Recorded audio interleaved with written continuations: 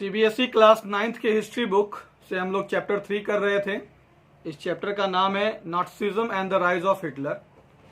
अब तक हम लोगों ने ये जाना कि वाइमर रिपब्लिक का जो गठन हुआ था वो फर्स्ट वर्ल्ड वॉर के बाद हुआ था, लेकिन ट्रीटी में जिस तरह का समझौता वाइमर रिपब्लिक कर आई, इससे जर्मनी के लोग जो है वो नाखुश थे और वाइमर रिपब्लिक को सपोर्ट करने वाले लोगों से वो क्या करते थे, नफरत करते थे। और इस तरीके से जर्मनी के लोग जो हैं वो कंजर्वेटिव डिक्टेटरशिप्स को फॉलो करने की बात कर रहे थे और उसी की बातों को वो मान भी रहे थे। अब जो टॉपिक है वो है पॉलिटिकल रेडिकलाइजेशन एंड इकोनॉमिक। युद्ध के बाद जो पॉलिटिकल परिवर्तन हुआ और इकोनॉमिक पे क्या असर पड़ी, उस टॉपिक को हम लोग करेंगे, तो आप लोग ध्यान से समझोगे। The birth of the Weimar Republic coincided with the revolutionary uprising of the Spartacist League on the pattern of the Bolshevik revolution in Russia. Soviets of workers and sailors were established in many cities. The political atmosphere in Berlin was charged with demands for Soviet-style governance. Those opposed to this, such as the socialists, Democrats, and Catholics, met in Weimar to give shape to the Democratic Republic. The Weimar Republic crushed the uprising with the help of a war veterans organized called Free Corps. The anguished Sparsists later founded the Communist Party of Germany. Communists and socialists henceforth became irreconcilable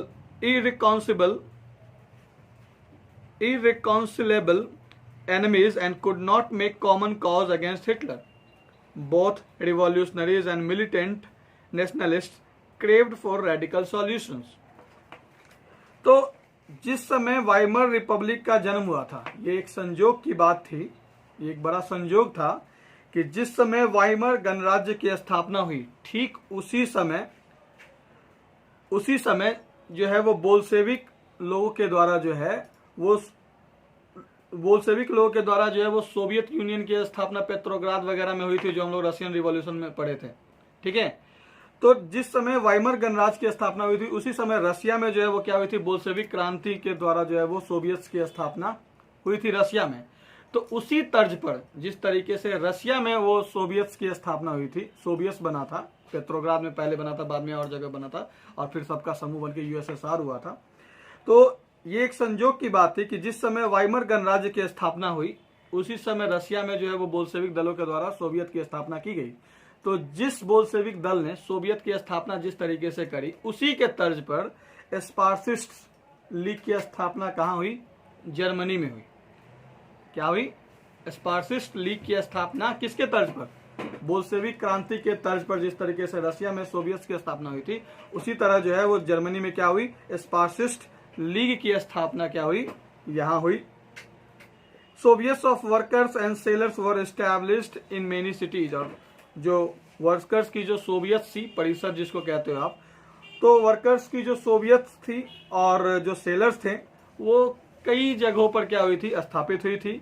the political atmosphere in Berlin, political atmosphere जो Berlin की थी, जो राजनीतिक आबोहवा जो Berlin की थी, वो अब इस तरह से हो गई थी कि लोग सोवियत किस्म की गवर्नेंस की डिमांड करने लगे थे। इनडायरेक्टली वो वाइमर रिपब्लिक का क्या कर रहे थे, विरोध कर रहे थे। और जर्मनी के लोग किस स्टाइल के गवर्नमेंट्स की बात कर रहे थे, अपनी आवाजें बुलंद कर रहे थे। वहां की हवाएं गर्म हो गई मतलब लोग आवाज उठाने लगे कि हमें किस तरह का गवर्नमेंट चाहिए, सोवियत स्टाइल गवर्नमेंट चाहिए, सोवियत स्टाइल, सोवियत के जैसी क्या चाहिए, सरकार चाहिए हमें। दोज अपोज टू दिस, जिन लोगों ने अपोज किया इस बात का, जिन लोगों ने ये कहा कि हमें सोवियत टाइप जो है वो क्या चाहिए, गवर्नेंस चाहिए, सोशलिस्ट, डेमोक्रेट्स और कैथोलिक्स ने कहा, इन लोगों की मुलाकात वाइमर में हुई ताकि डेमोक्रेटिक रिपब्लिक को एक नया रूप दिया जा सके। लेकिन वाइमर रिपब्लिक ने क्या किया, फ्री क्रॉप्स नामक पुरानी सेना की संगठन को बुलाया और इनके इस विद्रोह को कुचल दिया गया। गवर्नमेंट तो तत्काल उसी टाइम उसी का था ना, तो उसने क्या किया, वाइमर रिपब्लिक ने क्या किया, सैनिक बुलाई, फ्री क्रॉप्स नामक पुराने सैनिकों का दल बुलाया और वॉर को क्या किया, कुचल दिया। वॉर नहीं, विरोध को क्या किया, कुचल दिया। अब ये जो लोग गुस्साए हुए जो लोग थे, अति व्यथित, मतलब बहुत ज्यादा गुस्साए हुए जो ये स्पार्सिस्ट थे, जो लोग सोवियत स्टाइल गवर्नमेंट्स का डिमांड कर रहे थे, इन्होंने क्या किया, मिलके कम्युनिस्ट पार्टी ऑफ जर्मनी की स्थापना कर दी।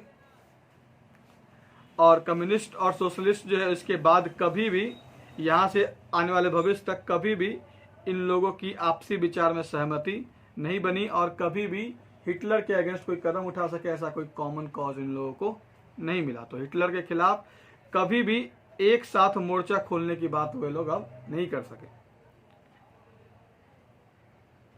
बोथ, दोनों ही रिवॉल्यूशनरीज और मिलिटेंट्स ने जो है वो रेडिकल सॉल्यूशंस की जो है, दोनों ने ही, रिवॉल्यूशनरीज ने और मिलिटेंट नेशनलिस्ट ने जो है वो रेडिकल सॉल्यूशंस की, मतलब पूर्ण समाधान के लिए क्या करने लगे, ये लोग आवाज उठाने लगे।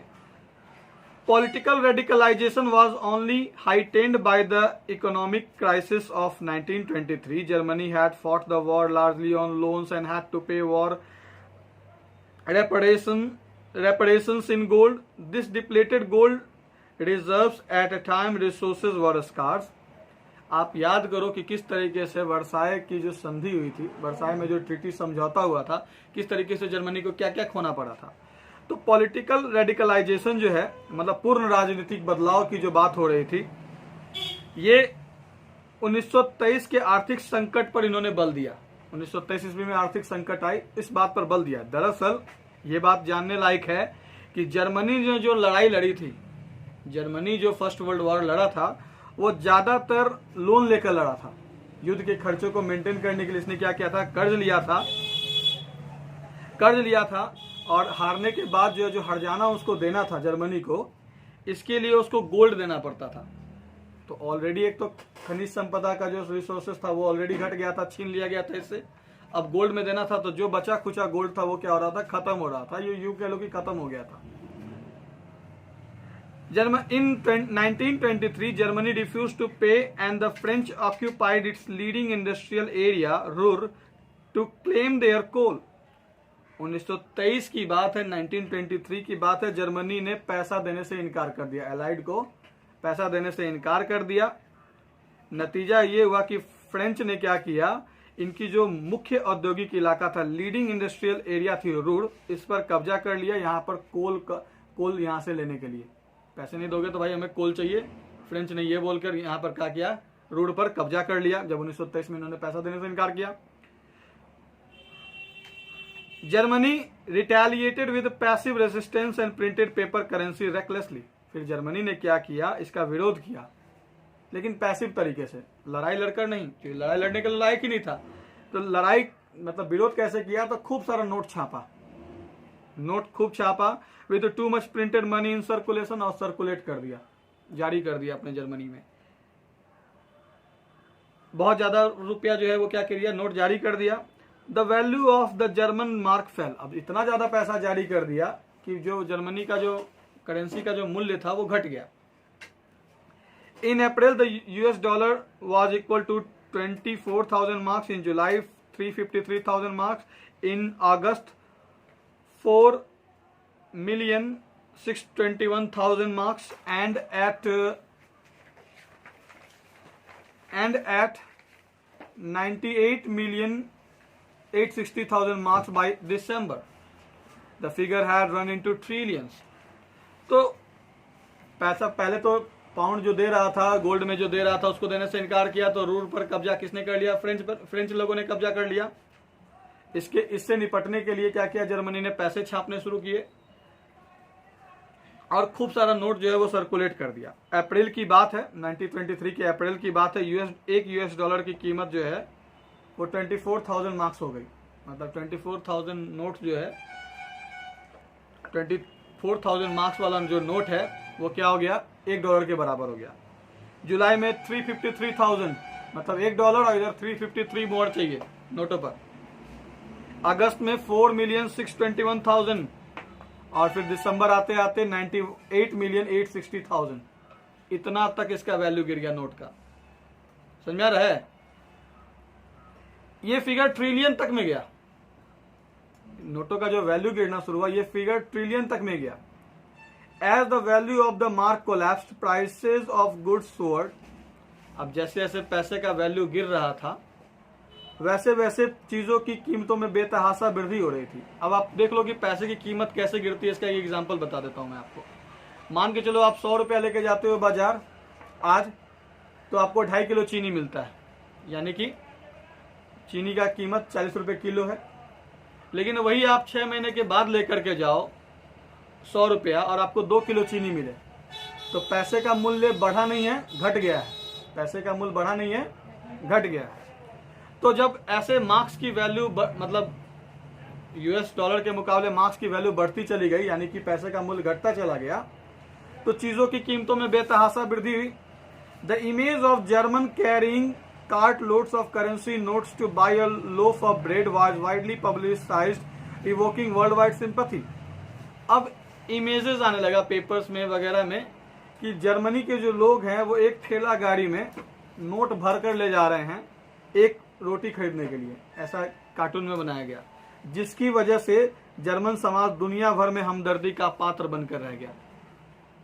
बस समझ रहा है कि मतलब अब अनाज खरीदने के लिए, रोटी खरीदने के लिए लोग ठेला में पैसा भर के ले जा रहा है, इतना नोट का वैल्यू गिर गया। This crisis came to be known as hyper inflation. इस क्राइसिस को जो है, ये जो संकट आया, ये जो संकट आया, इसको अति मुद्रास्फीति के नाम से जाना गया। ये वो सिचुएशन है जिसमें प्राइसेस की जो कीमत है वो बेतहाशा बढ़ जाती है, मतलब पैसा का वैल्यू गिर जाता है, चीजों की कीमतें बढ़ जाती है, मतलब आपको और ज्यादा पैसा देना पड़ता है।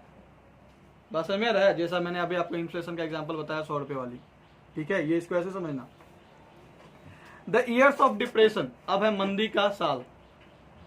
The years between 1924 and 1928 saw some stability. अच्छा, एक पैराग्राफ छूट गया।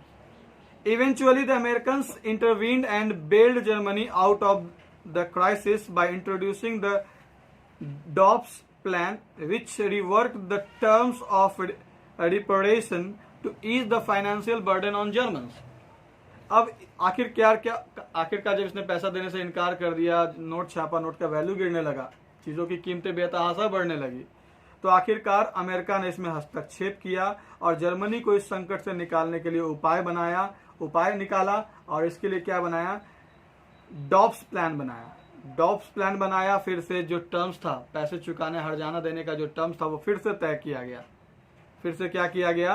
हर्जाना की शर्तों पर क्या किया गया? दोबारा विचार किया गया और दूसरा तरीका तय किया गया कि जर्मनी अब इस तरीके से हर्जाना दे। अब आता है द ईयर्स ऑफ डिप्रेशन, मंदी का साल। The years between 1924 and 1928 saw some stability, yet this was built on sand. German investments and industrial recovery were totally dependent on short-term loans, largely from the USA. This support was withdrawn when the Wall Street Exchange crashed in 1929. Fearing a fall in prices, people made frantic efforts to sell their shares. On one single day, 24th October, 13 million shares were sold. This was the start of the Great Economic Depression. Over the next 3 years, between 1929 and 1932, the national income of the USA fell by half. तो the years of depression क्या था ये जानो। जब US ने क्या करी, entry मार ली, अमेरिका ने क्या किया, फिर से तय कर दिया कि भाई आप किस तरीके से हर्जाना दीजिएगा, तो तय कर दिया। उसके बाद आया मंदी का दौर। 1924 से लेकर के 1928 तक कुछ स्थिरता बनी रही, जैसे लगातार पैसे का वैल्यू जो है वो गिर रहा था, चीजों की कीमतें बेतहाशा बढ़ रही थी, तो कुछ स्थिरता आई। लेकिन ये भी मानो रेत की इमारत थी, ये जो स्थिरता आई वो रेत की इमारत पर टिका हुआ स्थिरता था। जर्मन इन्वेस्टमेंट, जर्मनी में जो इन्वेस्टमेंट हुई थी और इंडस्ट्रियल रिकवरी थी, वो टोटली डिपेंडेंट थी शॉर्ट टर्म लोन्स पर, छोटी अवधि के लिए लिए गए लोन पर डिपेंडेंट थी, जो कि ज्यादातर यूएसए से लिया गया था लोन। लेकिन जब वॉल स्ट्रीट एक्सचेंज धाराशायी हो गया, जब शेयर मार्केट गिर गया, जब शेयर मार्केट वॉल स्ट्रीट जो है वो धाराशायी हो गया, गिर गया, तो यूएस ने क्या किया? अपना सपोर्ट छीन लिया। अब 1929 में क्या किया इन्होंने? अपना सपोर्ट छीन लिया और लोगों को डर लगने लगा कि प्राइसेस की कीमत जो है वो अब क्या हो जाएगी, पैसे की कीमत जो है वो गिर जाएगी। इसलिए लोगों ने क्या किया? अपने शेयर्स जो है वो बेचना शुरू किया, फ्रंटिक बहुत ज्यादा शेयर बेचना शुरू किया, और एक सिंगल डे में 24 अक्टूबर को 13 मिलियन शेयर जो है वो बेच दिया गया। ये तो ग्रेट इकोनॉमिक डिप्रेशन की क्या थी, मात्र शुरुआत थी।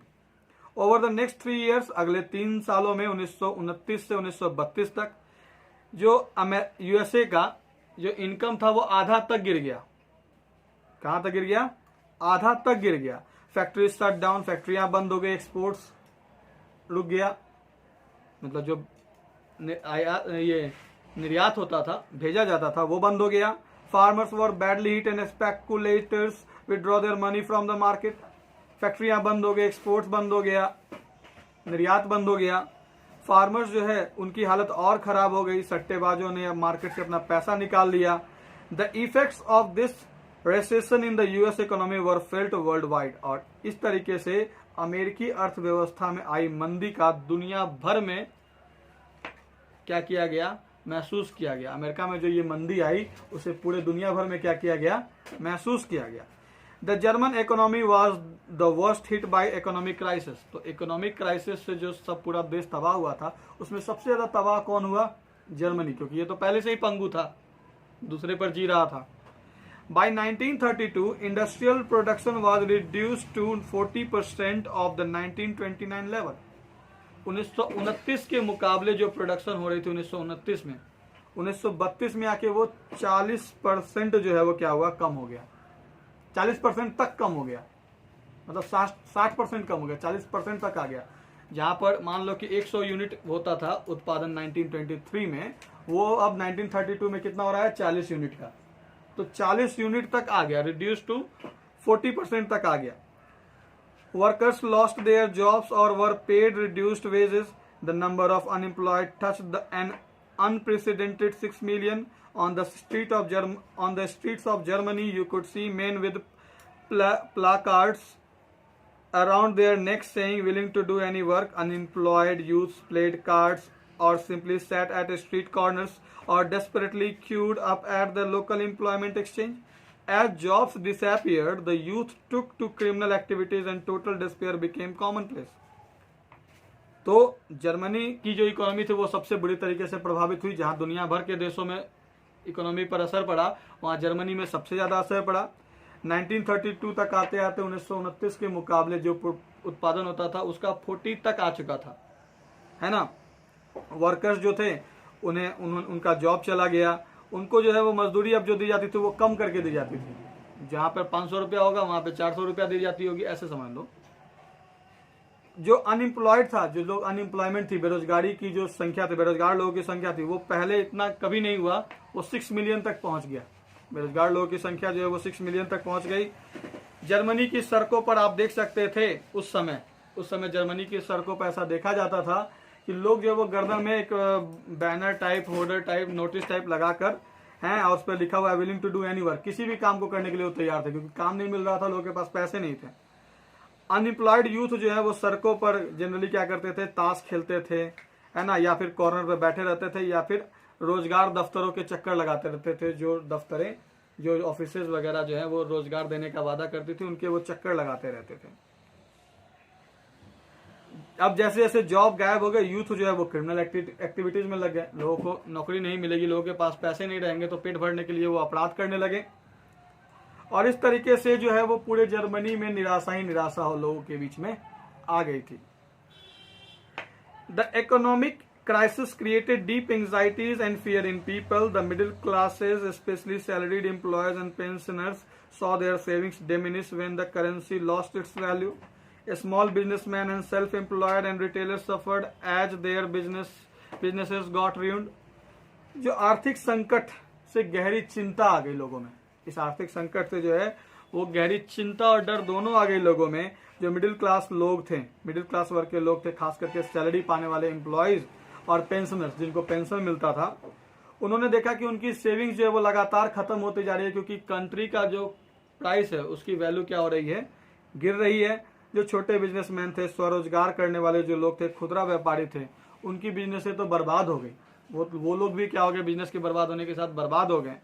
These sections of society were filled with the fear of proletarianization, an anxiety of being reduced to the ranks of the working class or worse still the unemployed. जो समाज का जो वर्ग था उनमें डर आ गया। किस चीज का डर आ गया? प्रोलिटेरियनाइजेशन का डर आ गया, मतलब सर्वहाराकरण। ये वो स्थिति होती है जब वर्किंग क्लास के जो लोग होते हैं वो क्या करते हैं, उनकी जो है वो अपना जो काम वो कर रहे होते हैं वो अपने काम के लेवल को गिरा लेते हैं। मतलब कोई राजमिस्त्री है, अगर मतलब मकान बनाता है, वो लेबर का काम नहीं करता है, तो इस स्थिति में वो क्या करता है, लेबर का कभी काम करने के लिए तैयार हो जाता है, ऐसा समझ लो। तो लोगों की जो सर्वहाराकरण की स्थिति आ गई थी, लोग जो है वो क्या करने लगे थे, उनकी जो काम का जो स्टैंडर्ड था वो क्या हो रहा था, गिरने लगा था। ऑब्वियसली रोजगार लोगों को मिल नहीं रहा था, तो जो लोग को जिंदगी चलाने के लिए कुछ तो चाहिए। तो only organized workers could manage to keep their heads above water, but unemployment weakened their bargaining power. केवल जो ऑर्गेनाइज संगठित मजदूर जो लोग हुआ करते थे, वही लोग अपना सर जो है वो पानी के ऊपर रखने में सक्षम थे, मतलब किसी तरह सांस ले पा रहे थे, ठीक है। लेकिन जो अनएम्प्लॉयमेंट थी, बेरोजगारी की वजह से जो है वो मोल जोल की क्षमता क्या हो गई थी, कम हो गई थी। मतलब जो बेरोजगारी इतनी ज्यादा बढ़ गई थी कि लोगों को काम नहीं मिल रहा था, तो जो वाजिब मजदूरी होती थी उससे भी कम पर लोग क्या करने लगे थे, अब काम करने लगे थे। Big businesses was in crisis, बड़ा बिजनेस संकट में आ गया था। The large mass of peasantry was affected by a sharp fall in agriculture prices, and women unable to feed their children's stomachs were filled with a sense of deep despair. बड़ी संख्या में जो किसान लोग थे, एग्रीकल्चर प्राइसेस में, मतलब जो उत्पादन वो करते थे उसकी कीमत में कमी आने के कारण जो है वो बड़े सारे किसानों की संख्या जो है वो क्या हुई थी, प्रभावित हुई थी। औरतें जो है वो अपने बच्चों का पेट भरने में असमर्थ थी और हमेशा चिंता में रहती थी, चिंतित रहती थी। समझ रहे हो ना, वर्ल्ड वॉर के बाद जो है वो क्या स्थिति हो गई थी। Politically to the Weimar republic was fragile. The Weimar Constitution had some inherent defects which made it unstable and vulnerable to dictatorship. तो राजनीतिक स्तर पर भी वाइमर रिपब्लिक का दरअसल शासन रहा था 1919 से लेकर 1933 तक, ये लिख लो कहीं कोना में। तो राजनीतिक स्तर पर भी जो वाइमर रिपब्लिक थी वो नाजुक दौर से गुजर रही थी। जो वाइमर संविधान था उसकी कुछ परमानेंट डिफेक्ट्स थी, वंशानुगत, मतलब बनते के समय इसको पूर्वजों से मिला हुआ डिफेक्ट था, है ना, जिसकी वजह से कुछ डिफेक्ट थी, जिसके कारण जो रिपब्लिक है वो कभी भी अस्थिर और तानाशाह का शिकार हो सकती थी। मतलब एक तो बहुत कमजोर थी, लोगों का ट्रस्ट ही नहीं था, कमजोर थी। तो राजनीतिक स्तर पर जो है वो वाइमर रिपब्लिक भी क्या थी, नाजुक दौर से गुजर रही थी। वाइमर कॉन्स्टिट्यूशंस की कुछ परमानेंट डिफेक्ट्स थी। डिफेक्ट्स के कारण जो है वो गणराज्य कभी भी अस्थिरता और तानाशाह का शिकार बन सकता था। जो डिफेक्ट्स थी वो मेनली दो थी। पहला ये था, वन वाज प्रोपोर्शनल रिप्रेजेंटेशन। पहला था प्रोपोर्शनल रिप्रेजेंटेशन, बताते हैं ये proportional representation. This made achieving A majority by any one party a near impossible task, जिसकी वजह से एक पार्टी की सरकार बने ये संभव था नहीं। प्रोपोर्शनल गवर्नमेंट का मतलब ये होता है, प्रोपोर्शनल रिप्रेजेंटेशन का मतलब ये होता है कि जैसे 100 सीटों पर चुनाव हो रही है तो सामूहिक मतदान हो रहा है, तो जिस पार्टी को जितना परसेंट मत मिला उतना परसेंट उसका सीट मिल जाएगा, इसमें मेजोरिटी नहीं होती। जैसे कि है ना कि एक जगह है 10 लोग खड़ा हुए और 10 लोगों को क्या मिला, वोट मिला, तो सबसे ज्यादा मिला तो जीत गया, ऐसा नहीं।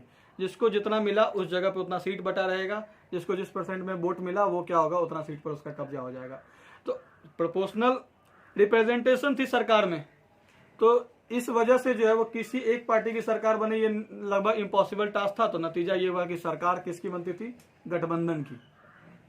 आधा से ज्यादा सीट पर आएगा तभी तो बनेगा सरकार किसी एक का।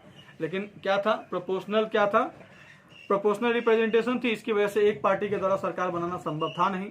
तो ये क्या थी, कोलिशन थी, गठबंधन की सरकार थी। दूसरा डिफेक्ट था आर्टिकल 48। इसको याद रखना कि वाइमर रिपब्लिक का दो मुख्य पॉइंट डिफेक्ट क्या था। दूसरा डिफेक्ट था article 48 which gave the president the powers to impose emergency, suspend civil rights and rule by decree. जो सेकंड जो डिफेक्ट थी वो थी आर्टिकल 48। इसमें यह प्रेसिडेंट को अधिकार मिला था कि वो कभी भी आपातकालीन लागू कर सकते हैं, सिविल राइट्स को स्थगित किया जा सकता है, नागरिक अधिकार को बंद किया जा सकता है और अध्यादेशों के द्वारा शासन चलाया जा सकता है with in its short life. The Weimar Republic saw 20 different cabinets lasting on an average 239 days and a liberal use of Article 48. अपनी छोटी सी जिंदगी में वाइमर रिपब्लिक की जो भी छोटी सी जिंदगी रही 1919 से लेकर 1933 तक की, इस छोटी सी जिंदगी में वाइमर रिपब्लिक ने करीब 20 मंत्रिमंडल को देखा और जिसका एवरेज कार्यकाल था 269 डेज। जनरली अपने यहाँ 5 साल का होता है ना, तो 365 इंटू 5, तो यहाँ पर 1 साल भी नहीं चलता था। तो इस छोटी सी अवधि में वाइमर रिपब्लिक का जब तक का जिंदगी रहा, बाद में तानाशाह हिटलर आ गया, तो ये जो 1919 से 1933 तक की ये जो जिंदगी रही वाइमर रिपब्लिक की, इसमें एवरेज जो है वो 239 डेज का क्या रहा, शासन रहा। मतलब एक मंत्रिमंडल के द्वारा जो है वो 239 डेज का शासन चलाया गया और करीब 20 डिफरेंट मंत्रिमंडल जो है इतनी छोटी सी जिंदगी में इसके आ गया। और हमेशा जो है वो अक्सरा जो है वो आर्टिकल 48 का क्या होता, इस्तेमाल होता। Yet the crisis could not be manage, लेकिन फिर भी संकट का निपटारा नहीं हो रहा था। People lost confidence in the democratic parliamentary system which seem to offer no solution. लोगों का जो है वो विश्वास लोकतांत्रिक संसदीय व्यवस्था डेमोक्रेटिक पार्लियामेंट्री सिस्टम से हट रहा था, क्योंकि उनको लगता था कि ये लोग जो है वो कोई सॉल्यूशन नहीं निकाल रहे हैं। और ऐसी ही जब, ये बात आप लाइन याद रखना लास्ट वाला अभी जो बोल रहे हैं, कि ऐसे ही जब यूथ लोग जो है उनको नौकरी नहीं थी, माँ अपने बच्चों को पेट भर के खाना नहीं खिला पा रही थी, जिन लोगों को काम मिल रहा था उनको कम मजदूरी पर मिल रहा था, लोग ताश खेल रहे थे, क्रिमिनल एक्टिविटीज में लगे थे, सड़कों गलियों में घूम रहे थे, ऐसी वक्त में जो है वो हिटलर आता है। आगे की टॉपिक जो है वो राइज ऑफ हिटलर ही है, ठीक है। ऐसे वक्त में हिटलर आता है और लोगों को सपने दिखाता है अच्छी जिंदगी की। तो अगला टॉपिक जो है वो आप उसमें जो है वो हिटलर का उदय पढ़ोगे, राइज ऑफ हिटलर पढ़ोगे, और उसमें आप जानोगे कि हिटलर ने क्या किया, क्या अच्छा किया, क्या बुरा किया। ज्यादातर तो बुरा ही किया, तो क्या किया वो ये आप जानोगे। और हिटलर के उदय होने का जो कारण था वो प्रथम विश्व युद्ध के बाद ये स्थिति जो बनी थी, ऐसी जो स्थिति बन रखी थी, इसी की वजह से क्या हुआ था, हिटलर का उदय हुआ था। क्योंकि लोगों में खाली निराशा थी, अनएम्प्लॉयमेंट था, इकोनॉमिक क्राइसिस थी, पैसे का वैल्यू गिर गया था, कई सारी रीजन थी और ऐसे स्थिति में जो है वो हिटलर का उदय होता है। हिटलर आता है, लोगों को उनकी स्थिति से बचाने की, निराशा से निकालने की क्या करता है, उनमें उम्मीद जगाता है। तो यहाँ पर आज ये टॉपिक खत्म होती है। आप इसको रिवाइज करेंगे, जहाँ तक दिक्कत हो आप पूछेंगे, जहाँ कहीं भी दिक्कत हो। चलिए आज के लिए फिलहाल इतना ही।